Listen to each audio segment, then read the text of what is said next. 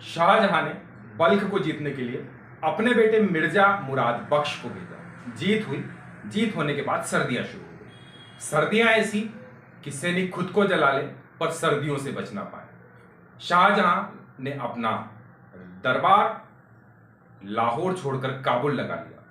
काबुल से युद्ध को नियंत्रित करना चाहा, लेकिन रास्ते जम गए। रसद वहां पहुंच नहीं पाई। सर्दियां खत्म हुई। गर्मियां बसंत आने पर औरंगजेब को सेना लेकर भेजा गया और शुरू हुई बाबर की जन्मभूमि को जीतने की कवायद। नमस्कार, आदाब, सत श्री अकाल। मैं हूं अनुराग और आप देख रहे हैं हिस्ट्री विद अनुराग। दोस्तों, आज हम प्रस्तुत हैं नई कहानी के साथ और ये जो कहानी है शाहजहां की उज्बेकिस्तान के हमले की कहानी है। शाहजहां की मुगल सेना ने निजाम शाही को नियंत्रित कर लिया। दक्कन में सारी चीजें संभली हुई थी, पूरा देश शांति के आगोश में था। तब शाहजहां को उज्बेकिस्तान की याद आई, वही उज्बेकिस्तान जो बाबर की जन्मभूमि था। उसने अपने बेटे मिर्जा मुराद बख्श को 50,000 घुड़सवारी सेना और 10,000 पैदल सेना के साथ बल्ख को कब्जा करने भेजा। बल्ख जो उज्बेकिस्तान का रास्ता था, उज्बेकिस्तान में घुसने का रास्ता था, अफगानिस्तान से उत्तरी ओर पड़ता था। वहां पर मिर्जा मुराद बख्श अपनी सेना लेकर पहुंचा। पहली बार भारत की सेनाएं हिंदू कुश पर्वत के पार गई। हिंदू कुश पर्वत के पतले से दर्रे से पार होकर सेनाएं जैसे बल्ख पहुंचने को तैयार हो रही थी, वैसे वैसे रास्ते में उज्बेक कबाइलियों का लगातार उन पर हमला हो रहा था। अफगान कबाइलियों का लगातार उन पर हमला हो रहा था। छोटे छोटे टुकड़ों में कबाइली उन पर हमला करते और नुकसान पहुंचाते। जैसे तैसे मिर्जा मुराद बख्श अपनी सेना को लेकर बल्ख पहुंचा तो देखा वहां पर राजा ही नहीं है। मुगल सेना को दिखने के पहले ही राजा वहां से फरार हो चुका था और बिना राजा के राजगद्दी को मिर्जा मुराद बख्श ने अपने ताबे किया। वहां पहुंचे, देखा जनता विद्रोह कर रही थी। लगातार पिछले कई सालों से उज्बेक कबाइलियों को वहां के राजा लगातार मुगलों के खिलाफ, उज्बेक कबाइलियों को, जनजातियों को मुगलों के खिलाफ भड़काया गया था। सेना का बिल्कुल समर्थन जनता नहीं कर रही थी। जैसे तैसे बल्ख पर कब्जा तो मुगलों का हो गया, लेकिन कुछ समय वहां रहने के बाद मिर्जा मुराद बख्श की जैसे लड़ने की इच्छा खत्म हो गई। उन्होंने लगातार पत्थरों की झड़ियां लगा दी। शाहजहां को भेजा कि वो वापस आना चाहते हैं।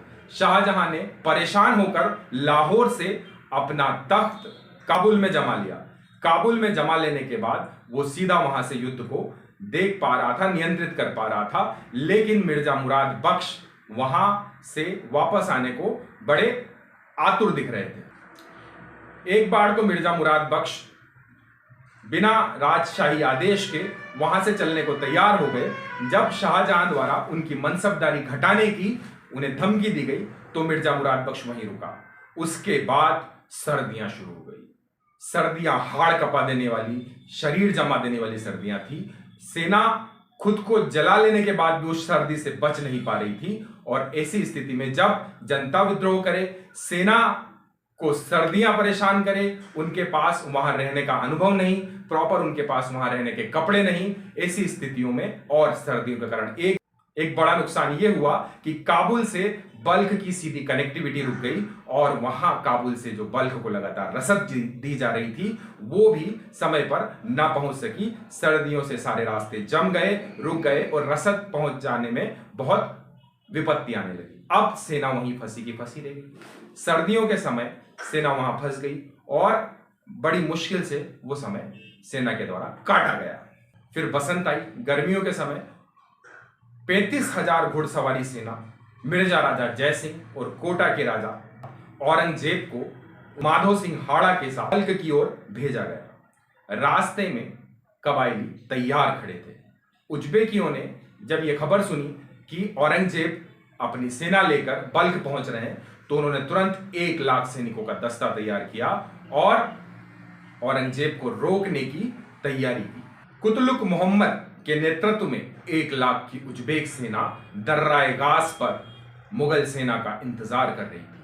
पतली सी जगह, सकड़ी सी जगह, घाटी में युद्ध शुरू हुआ और सेना की जमावट कुछ इस तरह थी कि राजपूत सेना मुगल सेना की पहरेदारी कर रही हो।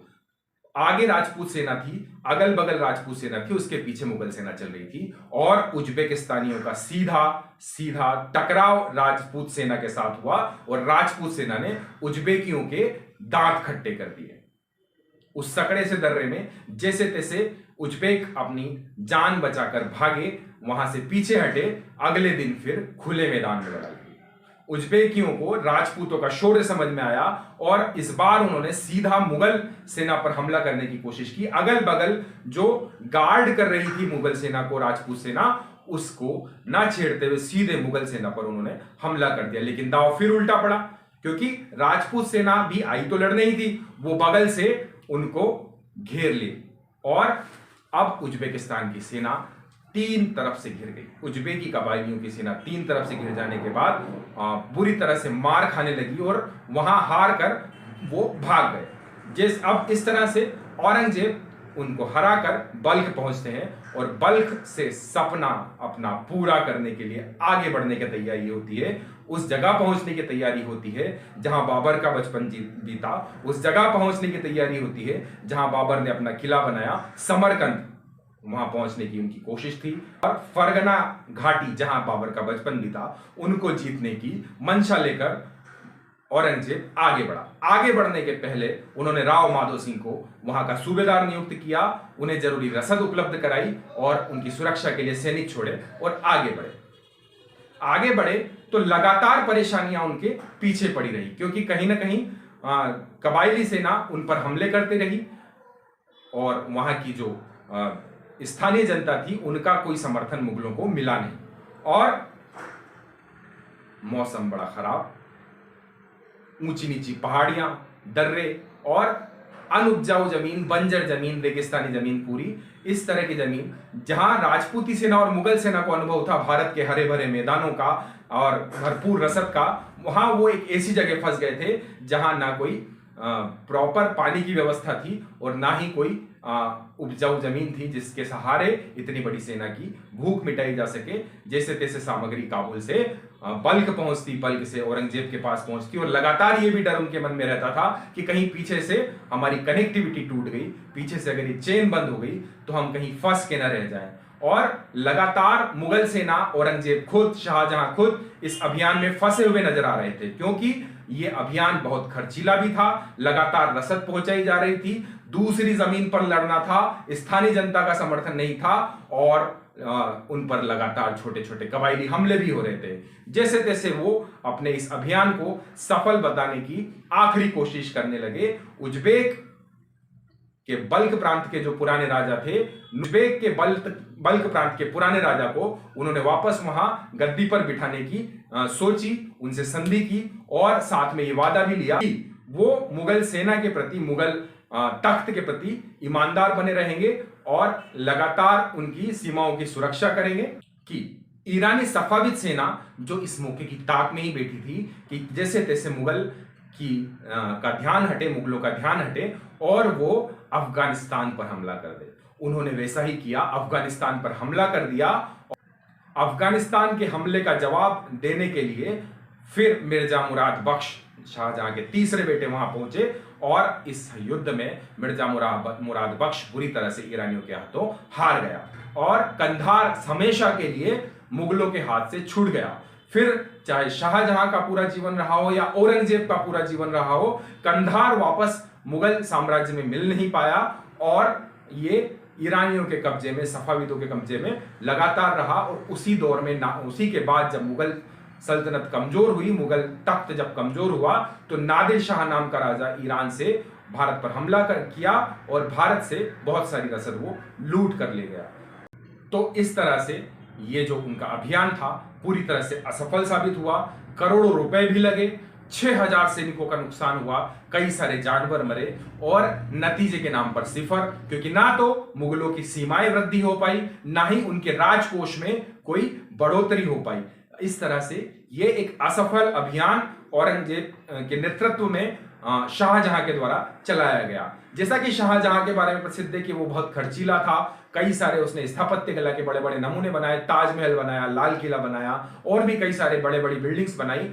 उन्हीं बड़े खर्चों के रूप में उज्बेकिस्तान उज्बेकिस्तान हमले को भी देखा जाता है और औरंगजेब की कई सारी असफलताओं में एक ये असफलता भी गिनी जाती है। इतिहास की इसी तरह की और घटनाओं, युद्धों के बारे में जानकारी चाहते हैं तो मेरे चैनल पर बने रहिए। ये वीडियो अगर आपको पसंद आया है तो इसे लाइक करें, शेयर करें, सब्सक्राइब करें और सभी लोगों तक पहुंचाएं। शुभ रात्रि, शब्बा खैर।